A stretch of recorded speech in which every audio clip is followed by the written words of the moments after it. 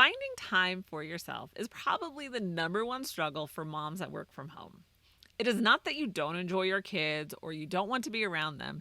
Sometimes you just need a break. So, no mom guilt allowed here. We are moms that work from home. We can admit that sometimes we just need a moment for ourselves, especially if you are an introvert. Anyone else? Right here.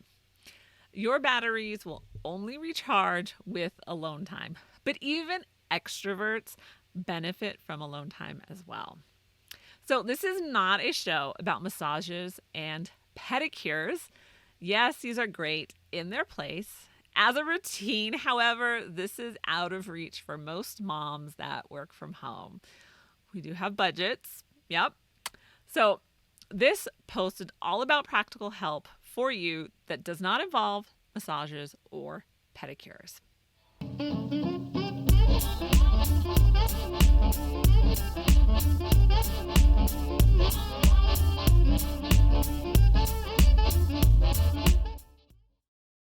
Hey, mom. So, welcome to the Life Unboxed podcast, where we talk about all things momtrepreneur, from raising your kids to running a business, and the most important one, keeping your sanity. I am Jody the mom, a successful virtual assistant and homeschool mom of 6. Yes, I birthed them all for almost 10 years. So, my goal is to give you as much help as possible so that you can confidently start or run a business and homeschool your kids. So be sure to visit lifeunboxed.blog. And this is a place for rebel moms. So if you like to break all the rules, then you're in the right place. So let's get into this week's topic. Why is it so hard to find time? All right, Captain Obvious here.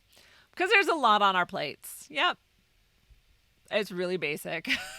You are juggling clients, schoolwork, and stuff around the house. I have to say, I see all these questions, how do you do it? And how do you manage all three of these things? And I'm like, I don't. Housework, keeping the house clean, that's up to the kids to do. They have their list of chores. They all have to contribute. So that's a bonus right there. And, okay, so we have all this on our plate. And the reason it feels like you don't have a minute to yourself is because you don't. Yeah. So it takes intentional planning to find the time as moms that work from home. And the shower doesn't count as alone time. Okay. We can count it as finding time for yourself. But you need to carve out more time than just what you get in the shower. And again, I am not suggesting large chunks of time. We don't have a minute to ourselves. Where are we going to find ginormous chunks of time? That is usually the biggest obstacle. Time is always the biggest obstacle. And if you're thinking I have to find an hour or two for myself, you're just never going to do it because it's going to be impossible. So what I am suggesting is to start with 15 minutes a day. That is doable. You can find, and it doesn't, you know what? And if you cannot find 15 minutes consecutively, 5 minutes 3 times a day, start there, because you need to recharge your batteries. It is important to take care of yourself physically. So you need to find time to work out. You need to challenge yourself mentally. So you need to find time to read, and audiobooks do count. So all of these things do require time. And so as moms that work from home, we need to make time. So we are superb at, and this is why, let me back up. So this is why we need to make time. It's because we are superb at being stressed. Worry and stress are our superpowers. Are the kids getting good education? How am I going to afford curriculum? Am I raising good humans? The questions and worry go on, tumbling through our minds like circus performers. We are stressed and we have good reason for it. But this is what I've learned. So stress is like the gateway drug to more serious issues.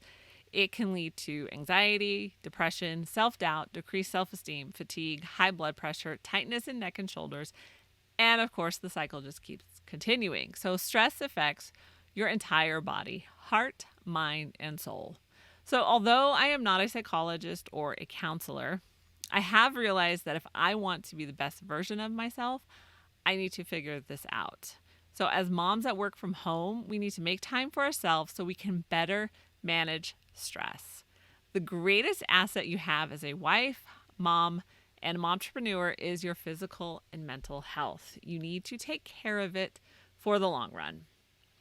So, taking leisure time. I know I've just said like a 4-letter word here. And that's leisure. So, taking time for yourself doesn't mean you add another project to your plate. It means that you're taking leisure time. And I'm just going to say there's a whole bunch of other resources and other shows that are going to hit on these specific topics as well. So they'll be in the description below. I just don't want to keep saying that. So this is your one and done. Go look for links in the description. Okay, so you need to take leisure time for yourself because leisure is important. It is important to find an outlet, but again, it doesn't need to be a large chunk of time. There is a direct correlation between leisure activities and relaxation, self-improvement, pleasure, and the reduction of stress.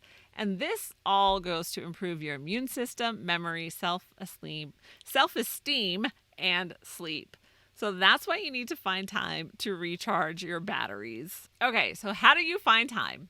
I've convinced you, you are fully convinced that you need to figure out leisure time so that you can better manage your stress, so you have a better immune system, memory, self-esteem, sleep, all those great things. So how do you actually do it? Number one, get up before the kids. And I know this is overused advice. You read it in books, you see it on social media posts, and you hear it on podcasts. And usually I hate overused advice and avoid giving it at all costs because it doesn't work for everyone. And overused advice ends up being like the end all be all to everything. Just do this and your life will be perfect. And then it's not. So I will say this might not work for everyone, and that's okay. I know people that this wouldn't work for. So for myself though, I found that getting up early is one of the best things that I can do. And I'm not even a morning person. My creative juices really flow after midnight, but that is not where I'm at right now. It is completely impractical for me to stay up into the wee hours of the morning and sleep in late. So my life in my house won't function if I do.